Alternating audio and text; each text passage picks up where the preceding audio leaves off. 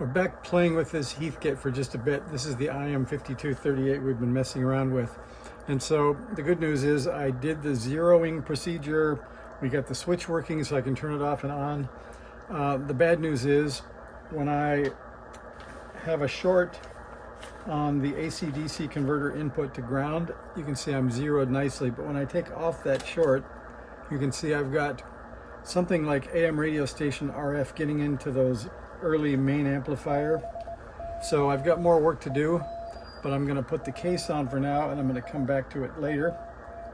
I'll show you where that connection is that we're grounding.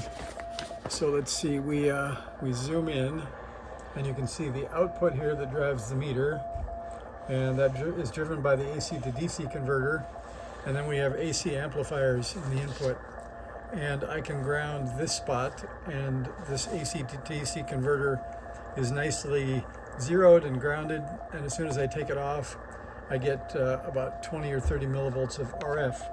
So the first thing that I did was realize that it had only a 2-wire cord, so I went down to the Home Depot and I got an add-on new 3-wire cord. That did help.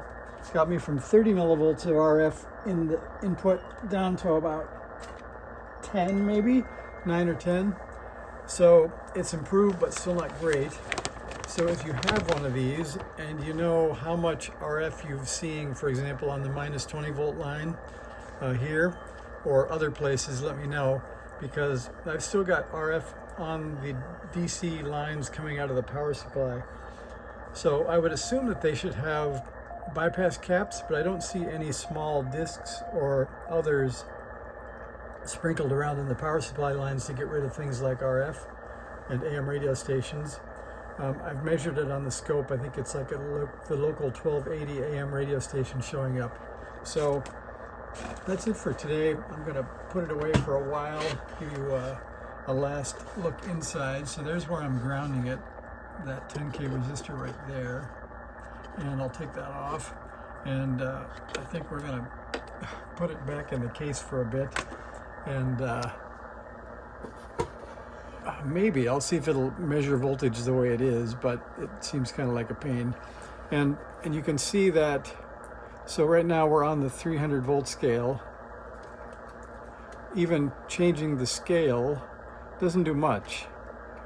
So it's definitely a sort of before the range switch, and pardon me, after the range switch, but before the AC to DC converter. So that eliminates most of it. That means the RF is somehow getting in, I think, on the DC leads into the main amplifier. And again, that means that it's after this range switch and before this ground. So it's this main amplifier. And I do see RF on the negative lead, but this is a differential pair, so you would think that wouldn't matter much.